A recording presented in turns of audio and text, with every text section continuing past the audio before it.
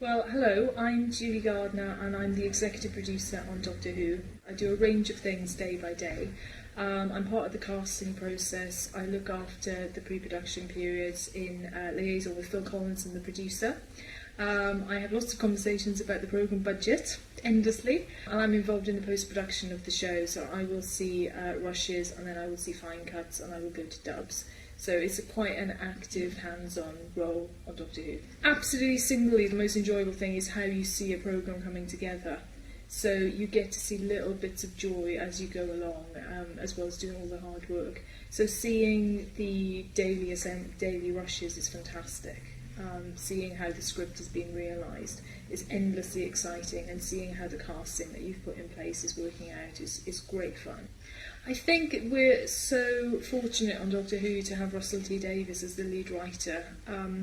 We don't really have showrunners in the UK in the way that American long-running series have a showrunner who is an executive producer and writer. And I think the closest thing is Russell's involvement on Doctor Who, where he is a co-executive producer. Like me, he's across casting and as well as scripts, and he's across the fine cuts and the music.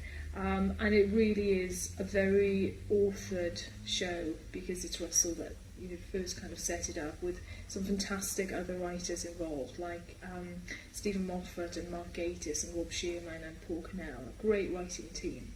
But having Russell at the heart of it really helps you keep it in your head. I mean, I think the classic Doctor Who series had some extraordinary writing, and I personally think we have that with Russell. I think he's incredibly thoughtful, and I think he's an extraordinary writer who can tell really meaningful, really emotional stories in a very fun way.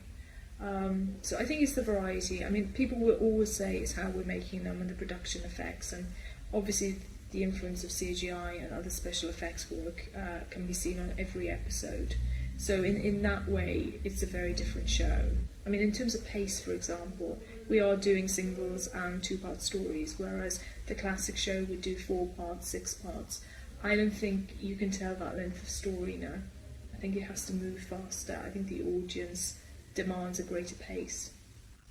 Publicity is always crazy because we are so often paparazzied. What I didn't realise about Doctor Who is that it's such a big brand is the wrong word because it sounds very clinical and very businessy, but there are so many offshoots to the show. So you may be dealing with the production and all the editorial work that you do, but then you're involved with Worldwide and their needs, publicity, the online needs. It's incredibly varied and needs a lot of prepping, and it's almost like making a movie every week without the budget.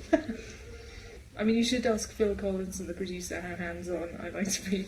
But yes, you have to get out of the office. I love making TV, and it'd be horrible to be trapped in the office all the time. Giddiest joy. I'm going to give you 3 moments of giddiest joy. Number 1 was getting episode 1 for the first time and literally not being able to turn the pages fast enough. I mean, literally just being in such a state of excitement to just see what Russell had done and what the show would feel like in tone and flavour. Seeing the TARDIS being built, sneak preview of that, and finally thinking, oh god, it's real, we're really doing it. And of course I can't not say the D word, seeing the Dalek. And I think there is some really terrible footage of me which will be on the BBC Three documentary show, which sees me meeting the Dalek for the first time, where it's chasing me up and down a corridor and I am screaming, and I have to say, I'm sorry Mum, I'm swearing quite a bit. But it was incredibly exciting to see the Dalek. I want to be making Doctor Who forever. It's just a great show. I love it. It's great fun.